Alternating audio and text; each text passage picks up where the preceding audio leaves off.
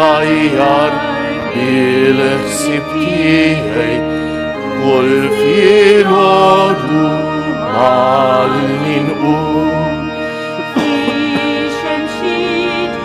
Il-ġmiel ta' wiċċek inti s-sebbaħ il-ħolqien jisalmulek l-art u s-sema kull filgħodu bl-oħla l-snin. Ja Mulejja niżikaj għaliex int tal-ħajja ssir fik is-seta fik il-ħmira int fawwara kull ġid. Fl-isem tal-Missier u tal-Iban u tal-Ispiritu Santu, Amen. Il-grazzja ta' Sidna Ġesu Kristu, l-imħabba t'Alla u l-għaqda fl-Ispiritu Santu tkun magħkom il-koll. Eżis ħut l-ewwel qed nixtieqilkom l-għodwa tajba. Illum il-Knisja llum it-28 ta' Jannar il-Knisja tagħmel festa ta' għaddej speċjali ħafna. Forsi għad li ma tantx nafu dwaru, San Tumas d'Aquino. San George Preka kien jgħid it-tagħlim u l-għajn ta' kull ġejt. U forsi ma kienx hemm qaddis ieħor aktar minn San Tumas d'Aquino li poġġa fil-prattika dak li jgħid San George Preka li ddedika ħajtu għat-tagħlim. Ħa nisimgħu ftit dettalji fuq il-ħajja ta' dal-qaddejs. San Tumas d'Aquino twieled madwar l-1225. Daħal fl-ordni tal-predikaturi id-Dominikani u temm l-istudji tiegħu f'Pariġi u f'Kolonja l-Ġermanja. L-erf kbir li kellu għaddih lill-oħrajn fil-kitba tiegħu tal-filosofija u t-teoloġija. Waqt li fuq ordni tal-Papa Girgor 10 kien sejjer biex jieħu sehem fit-tieni Konċilju Ekumeniku ta' Lyon, miet f'Fossa Nuova fis-7 ta' Marzu tal-1274. It-tifkira tiegħu issejr bħallum il-jum li fih il-fdalijiet tiegħu ittieħdu f'Tolosa fl-1369. Eżis ħuti forsi ma nistgħux nimmaġinaw qaddis ieħor l-influwenza it-tagħlim tal-Knisja iktar minn San Tumas d'Aquino. Huwa qaddis li kellu werf straordinarju fl-istess ħin kien bniedem mill-iktar għomli. Kien ġej minn familja nobli, seta' faċilment tagħmel karriera kemm ċivili u kemm fil-Knisja għax il-familja tiegħu kellha influwenza kbira, però għażel li jidħol Dominikan propju biex iwarrab il-possibilità ta' karriera anke fil-Knisja, eżis ħuti. U dal-bniedem ta' erf kbir li jgħix ħajja tant sempliċi fis-servizz lil Mulej lejl u nhar. Huwa dak il-bniedem ukoll il-Papa għażlu biex ifassal il-festa tal-Corpus Domini, il-festa l-Ewkaristija, devot kbir tal-Ewkaristija San Tumas. Ejjew nitolbu bl-interċessjoni tiegħu biex il-Mulej jibierek il-Knisja b'ħafna qaddisejn, irġiel u nisa li jservuh bit-talenti tagħhom. Il-Mulej lil kull wieħed waħda minni jagħtina żgur ħafna talenti. Alla l-ewwel qabel kollox nużawhom biex inservu lilu. Ejjew fi skiet ta' qalbna b'umiltà nitolbu l-Mulej jaħfrilna ħtijietna kollha.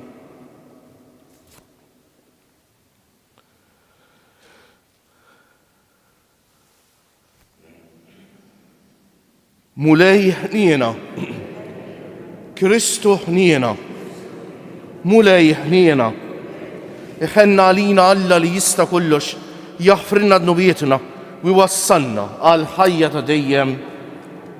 Sejrin noffru dan is-sagrifiċċju tal-Quddiesa bħala ringrazzjament lill-Alla ta' grazzja maqluwa permezz tat-talb l-interċessjoni ta' French tal-Arb.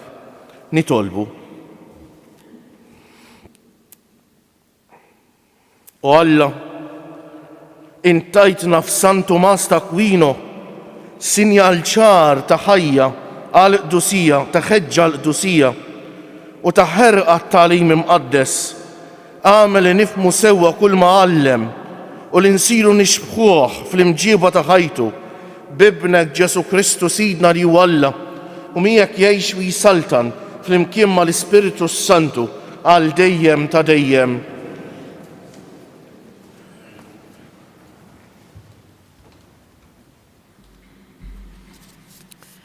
Qari mit-tieni ktieb ta' Samuel. Ġara li fil-bidu tas-sena meta slaten soltu joħorġu għall-gwerra, David bat lil Ġoab u l-qaddeja tiegħu u l-Iżrael kollu għall-gwerra. Wara li ħarbtu l-art tal-Ammorin, dawru il-belt ta' Rabba. Imma David baqa' Ġerusalem. Ġara li għal-ħabta ta' filgħaxija David qam minn friexu u mar jagħmel mixja fuq is-setaħ tal-palazz tas-sultan u minn fuq is-setaħ jilmaħ mara qiegħda tinħasel. Il-mara kienet sabiħa ħafna fil-għajn u David bat jistaqsi min kienet dik il-mara u qalulu dik Batseba bint Elijam mart Urija il-Ħitti u David bat il-messaġġiera tiegħu għalija u daħlet għandu u hu imtett magħha. U l-mara tqalet u batet tajt lil David u qaltlu, jien tqalt. Imbagħad David bat jgħid lil Ġoab, ibat li lil Urija il-Ħitti u Ġoab bat lil Urija għand David. Meta Urija wasal, David staqsih jekk kienx tajjeb Ġoab, kienx tajjeb l-eżerċtu u jekk kienx sejra tajjeb il-gwerra. U fl-aħħar qallu, inżel id-dar tiegħek u waħsel riġlejk. Urija ħareġ mill-palazz tas-sultan u dan batlu rigal. Iżda Urija raqat wara l-bieb tal-palazz tas-sultan mal-qaddejja ta' sidu u ma marx id-dar. U għarfu b'dan lil David, qalulu, Urija ma marx f'daru. U l-għada David stiednu biex jiekol u jixrob miegħu sakru. Fil-għaxija Urija mar jorqod fuq friexu mal-qaddejja ta' sidu u id-dar ma niżilx. L-għada David kiteb ittra lil Ġoab u batilu ma' Urija. Fl-ittra kitiblu dan il-kliem. Qiegħed lil Urija fl-eħrex tat-taqbida quddiem nett u intom dbedu minn warajh ħalli joqtluh u immut. Meta Ġoab kien jassedja il-belt, qiegħed lil Urija fil-post fejn kien jaf li kien hemm nies mill-aktar qalbina. In-nies tal-belt ħarġu u ħabtu għal Ġoab.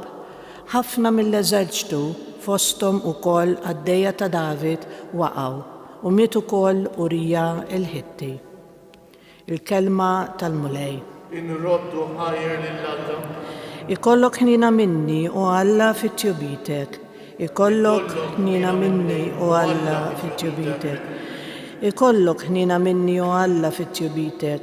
Fil-kobor ta' ħnina tiegħek ħassar ħtijieti. Aħsilni kolni mill-ħtija tiegħi, naddafni mid-dnub tiegħi. Ikollok ħnina minni u Alla fit-tjubitek. Għax jien narafhom ħtijieti, id-dnub tiegħi dejjem qudiemi, kontrik biss jien dniebt u dak li hu ħażin f'għajnejk għamilt. Ikollok ħnina minni u Alla fit-tjubitek. Hekk jien ara fis-sewwa tal-kelma tiegħek u bla teba jidher il-ħaq tiegħek. Ara jiena ssawwart fil-ħtija u fid-dnub nislitni ommi. Ikollok ħnina minni u Alla fit-tjubitek. Għamel li ninsa il-ferħ u lena biex għadmi li jint sħaqt jitenna dawwar wiċċek meħtijieti ħassar ħżuniti kollha. Ikollok ħnina minni u Alla fit-tjubitek. Alleluja, alleluja, alleluja. Infaħrek missier sit is-sema u l-art għax inti dawn il-ħwejjeġ tas-saltna u rejthom li ċkejknin. Alleluja.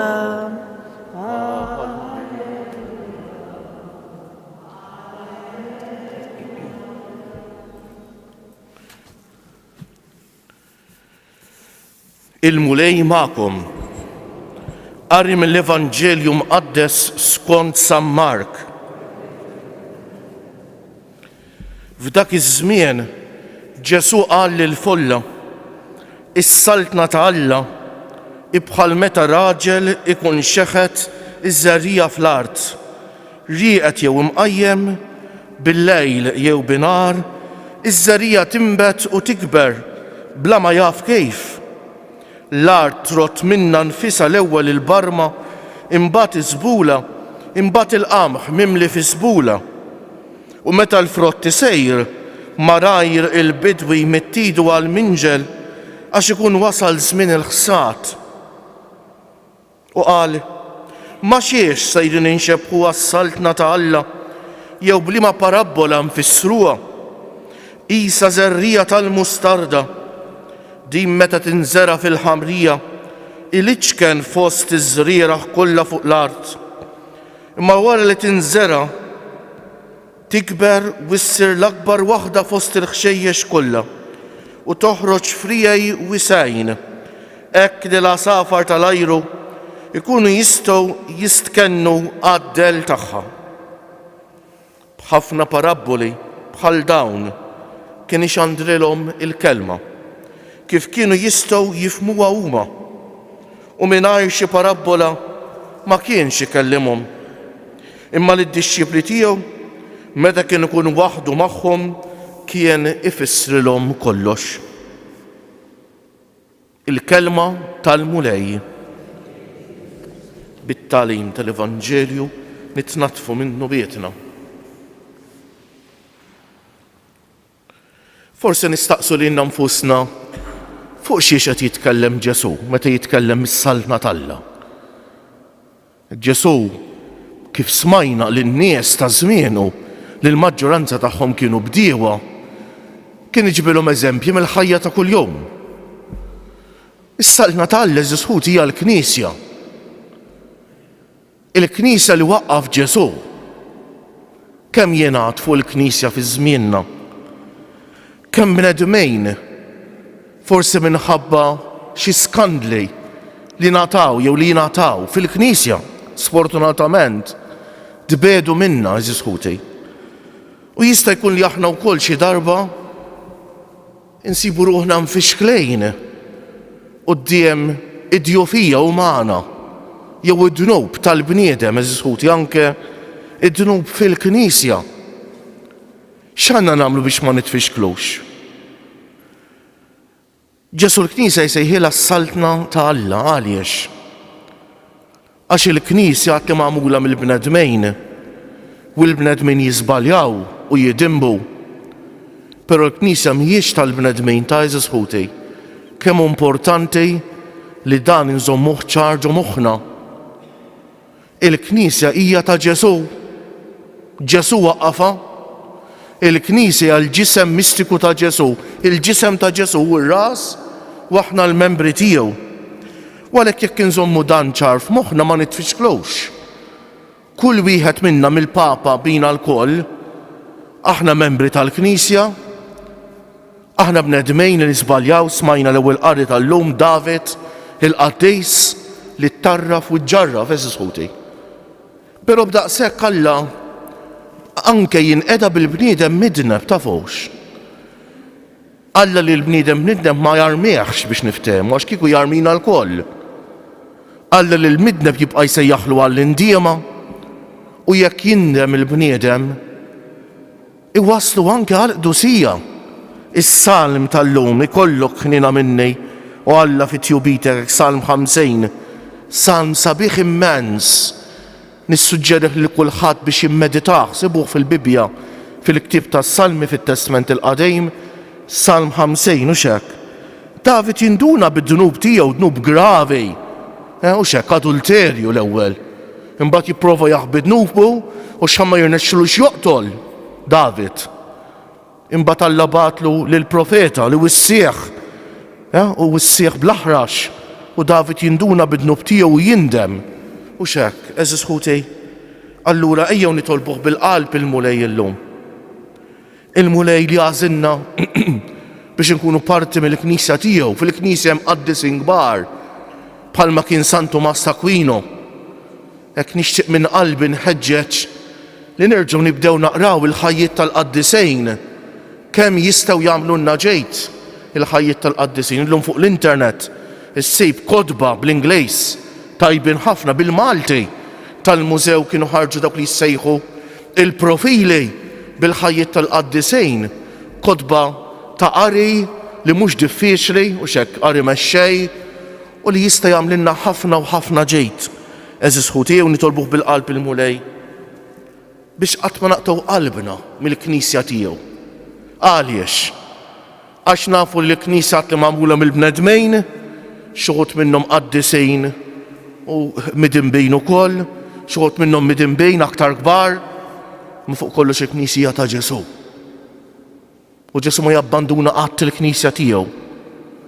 U Ġesu knafdaw fih u nintrabtu miegħu l-iżbalji umani ma jistgħux jagħmlulna ħsara. Ejjew għalhekk niċċelebraw din l-Ewkaristija bħala talba biex din iż-żerrija tal-mustarda li nżeret li żera hu u li kibret u għadu jieħu ħsiebha ta' bilħaq tixteret satru fl-art u tilħaq lil kull bniedem ħatwassallu il-grazzja li jiġi Ġesu, il-grazzja li titwassalna għal ħajja ta' dejjem.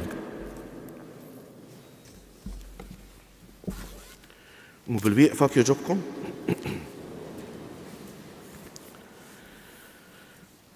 Aħna winbierku l-Alla llum għall-erf u l-imħabba li bijom żejjen il-San Tumas d'Aquino, nitolbuh il-grazzja li nkunu nixbħu l-dan il-qaddejs fil-ħerqa tiegħu għall-istudju tal-ħwejjeġ tas-sema u għall-qdusija. Ieqaf mulej mal-Knisja tiegħek jew twassal bla mittiefes it-tagħlim tal-ħwejjeġ tas-sema li jintoġbok tirrivelalna permezz ta' ibnek l-għażiż. Nitolbu għamel li daw kollha li inti ssejjaħ biex bħal San Tumas jgħallmu l-għerf tal-ħwejjeġ tas-sema ikunu dejjem fidili għal maġisteru tal-Knisja. Nitolbu għati lil daw kollha li qed jħejju ruħhom għal ministeru saċerdotali li jitalmu l-għerf tas-sema bla ebda fehma ħażina biex imbagħad iwassluh lil poplu tiegħek ħajjuruh it-triq tas-sema. Nitolbu għati mistrieħ ta' dejjem lil ħutna l-mejtin kollha u għamel li jiddi dejjem lilhom id-dawl ta' dejjem. Nitolbu dawwa lil fehma tagħna biex b'qalb kbira nilqgħu l-għerf tiegħek, nożżuh bil-fedel ta' kollha u nurruh fl-emejn u l-imġiba kollha tagħna. Nitolbu ejjew nitolbu għax-xita biex il-mulejjek jagħtina xitwa staġun tajjeb ta' xita. Nitolbuh jaħlisna mill-pandemija żisħuti. Nitolbu għal ħafna minn ħutna ma' qudiem magħna permezz tal-internet, mo speċjali niftakru fl-anzjani, fil-morda, persuni b'diżabilità.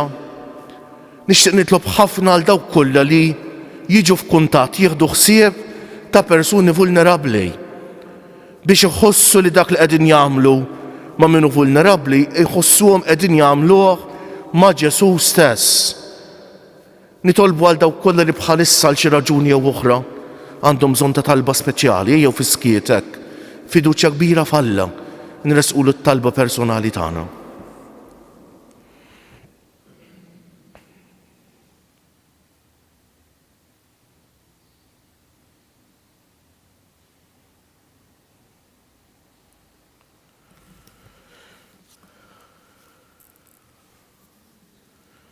Mulej Alla li tista' kollox, intajt erf kbir u tal-għaġeb lil San Tumas d'Aquino biex jgħaddih bla mittiefes lill-oħrajn.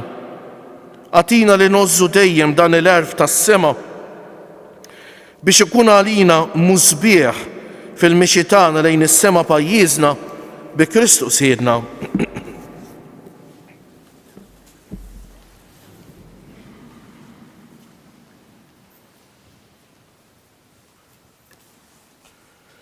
Imbierek int, mulej Alla tal-ħolqien kollu, għax fit jubitek tajtna l-ħobs li qegħdin noffrulek, frott tal-art u xogħol il-bniedem li minnu jsir għalina il-ħobs tal-ħajja.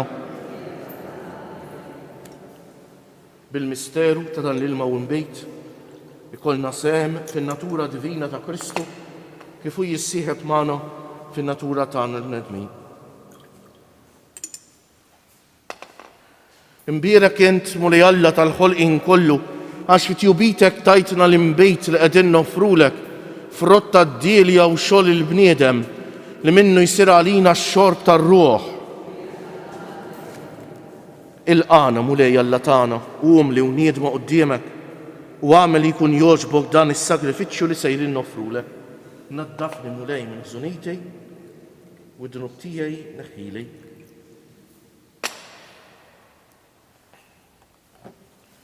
Itolbu ħuti biex is-sagrifiċċju tiegħi u tagħkom ikun jogħġob l-Alla l-Missier li jista' kollox.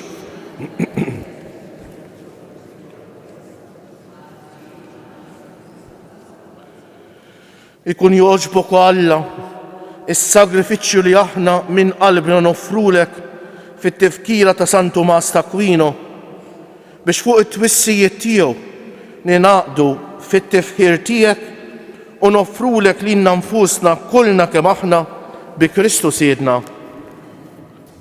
Il-mulej magħkom, nerfew lubna l-fuq, nissu ħajr lill-mulej Alla tagħna.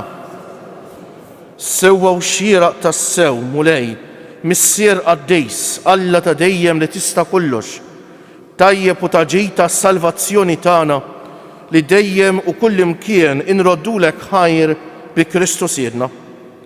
Għax biex timla bil-ferħ lill-Knisja tiegħek fil-festa tal-Qaddejs San Tumas d'Aquino, int qawwija bl-eżempju tal-ħajja tajba tiegħu, issaħħaħa fil-għerf bit-tagħlim li hu xandar u tilqa' t-talb li jagħmillek għal ħarsien tagħha.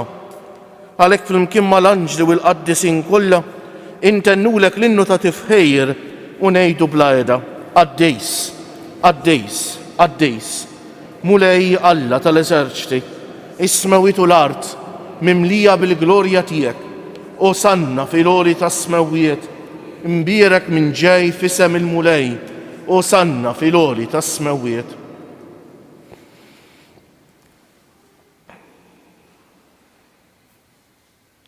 Qaddejs tas-sew int mulej, int lajn ta' kull dusija, qaddes għalhekk nitolbuk dawn l-offerti bil-barka tal-Ispiritu tiegħek biex isiru għalina l-ġisem u d-demm ta' Sidna Ġesu Kristu li meta kien sejjenata biex minn rajhi bati ħal ħobs, radd il-ħajr, qasam tal id-dixxipli tiegħu u qal: ħudu u kulu il-koll minn dan, għax dan huwa ġismi li jingħata għalikom. Mulej tiegħi walla tiegħi, mulej tiegħi walla tiegħi.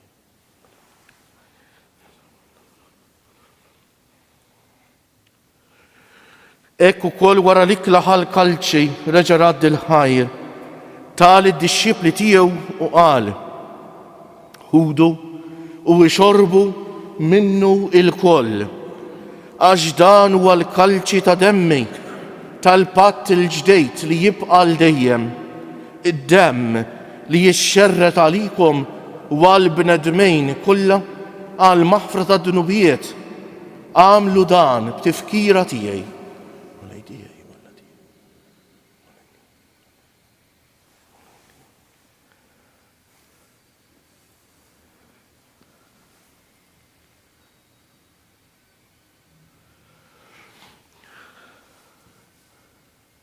Danu l-misteru tal-fidi, inħabbru l-mewt tiegħek mulej, nxandru bil-ferħ l-qawmien tiegħek, nistennewk sa ma tiġi fil-glorja. Għalhekk aħna u nagħmlu dan b'tifkira tal-mewt u l-qawmien ta' Sidna Ġesu Kristu, noffrulek mulej il-ħobs tal-ħajja u l-kalċi tas-salvazzjoni u nroddulek ħajra xogħġbok tilqana hawn quddiemek biex naqduk. U mit-ċokun tagħna nitolbu li l-Ispiritu Santu jaqadna f'ġisem wieħed lilna li nieħdu sehem mill-ġisem u d-demm ta' Kristu. Ftakar mulej fil-Knisja tiegħek imxerda mad-dinja kollha wettaqa fl-imħabba flimkien mal-Papa Franġisku mal-Isqof tagħna Anton mal-isfijiet u l-ministri kollha tiegħek u mal-poplu kollu li inti ksibt għalik. Ftakar ukoll fħutna li raqdu bit-tama tal-qawmien, ftakar fil-mejtejn kollha, daħħalhom quddiemek fid-dawl tas-sebħ tiegħek. Ħenna għalina l-koll nitolbuk, għati lilna wkoll il-wirt tal-ħajja ta' dejjem, flimkien mal-Verġni Mqazza, Alla u tagħna Marija, mar-raġel ġust tagħha San Ġusepp, mal-Apostli, San Tumas d'Akwino u l-qaddisin kollha li jgħixu fil-ħbiberija tiegħek sa mill-bidu tad-dinja. Għamel li magħhom infaħruk u nsebħuk b'Ġesu Kristu, Ibnek. Bi Kristu, ma' Kristu u fi Kristu jingħata lilek Alla missier li tista' kollox, flimkien mal-Ispiritu Santu, kull ġieħu glorja għal dejjem ta' dejjem. Ejjew issa nitolbu kif għallimna u ridna nagħmlu Ġesu li bentalla għas-salvazzjoni tagħna, missierna li inti fis-smewwiet jitqaddes ismek, tiġi saltnatek, ikun li tritent kif fis-sema u ikda fl-ard. Ħobsna ta' kuljum atina llum, aħfrinna dnubietna bħalma naħfru lil min ħati għalina, u la ddaħalniex fit-tiġrejb iżda ħlisna mid-deni. Eħlisna li tolbuk mulej minn kull deni. Għatina fit-tieba u l-ħniena tiegħek il-paċi fi żmienna biex inkunu ħielsa dejjem mid-dnub u mħarsa minn kull inkwiet, aħna u nistennew u nittamaw ilena u l-miġja tas-Salvatur tagħna Ġesu Kristu. Mulej Ġesu Kristu li jett lill-Apostli tiegħek, inħallilkom is-sliem, natikom is-sliem tiegħi. La tħarisx lejn nubietna, iżda ħares lejn il-fidi tal-Knisja tiegħek. Għatija slimu l-għaqda li jint trid fija, inti li tgħix wis-saltan għal dejjem ta' dejjem. Il-paċi tal-mulej tkun dejjem magħkom. Għatu l-paċi lil xulxejn. Il-ġisem flimkien mad-dem ta' Sidna Ġesu Kristu ikunu jiswew lilna li ser nitqarbnu bihom għal ħajja ta' dejjem. Ħaruf Talla li tneħħi d-nubiet tad-dinja ħenna għalina. Ħaruf Talla li tneħħi d-nubiet tad-dinja ħenna għalina. Ħaruf Talla li tneħħi d-nubiet tad-dinja tina l-paċi. Mulej Ġesu Kristu bin Alla l-ħaj, bil-mewt tiegħek kif rid minnek il-missier u bil-ħidma tal-Ispiritu Santu intajt il-ħajja lid-dinja. B'dan il-ġisem u d-dem qaddis tiegħek, eħlisni minn ħtijieti kollha u minn kull ħażen, żommni dejjem fidej lejn il-kmandamenti tiegħek u tħallini qatt ninferet minnek. Danu l-ħaruf Talla, danu Ġesu li jneħħi d-nubiet tagħna u tad-dinja kollha. Ħenjejn dawk li huma mistiedna għall-ikla tal-ħaruf mulej ma jistħoqlix tidħol taħt is-saqaf tiegħi, iżda jgħid kelma waħda u ruħi tkun imfejqa.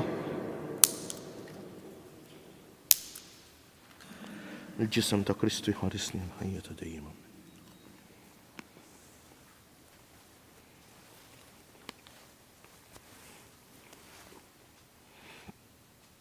Il-ġisem ta' Kristu jħarisni.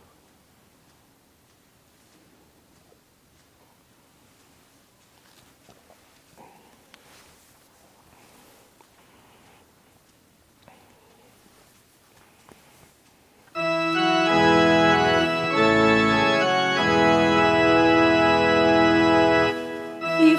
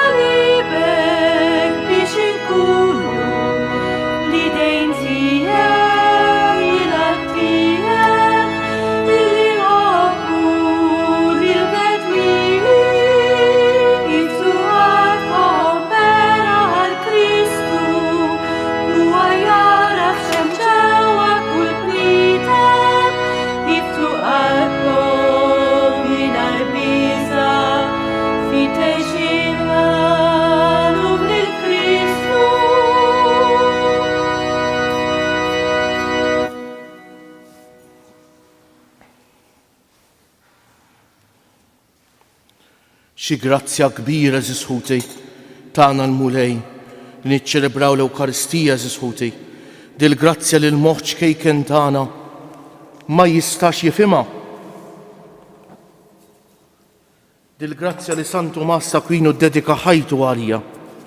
Ejjew nqmu bil-wieqfa llum il-ġimgħa, nsellmu lil Ġesu msallab għalina billi ngħidu nadurawk o Ġesu imberkuk.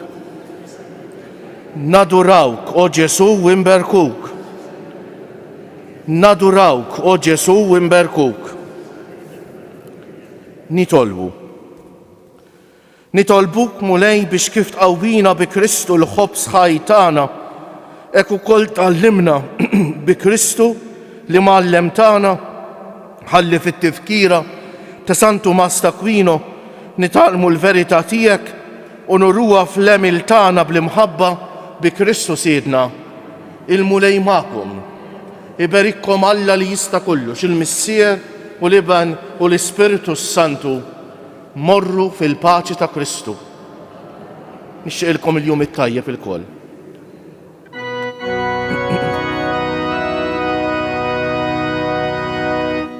Madonna ta' Pinu, tagħna l-Maltin, hawn f'darek ġejna aħna għax inti tilqana. Madonna ta' Pinu, qudiemek ħerqana, ġejna aħna nitolbu biex